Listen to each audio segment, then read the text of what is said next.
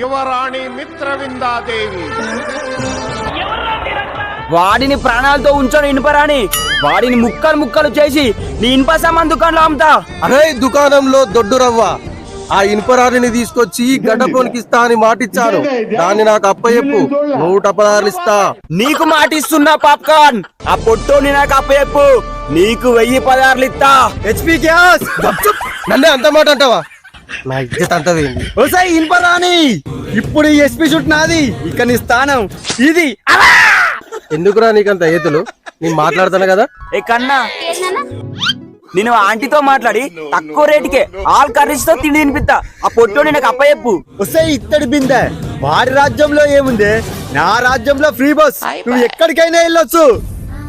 ఇత్తడి బిందా ఉంచుకో ఈ 100. అరే అవులా, దాని ఆధార్ కార్డు మన రాజ్యాల్లో చెల్లదు కాదురా. దానికి తెలియదు కదా, నువ్వు నూరు మూసుకో.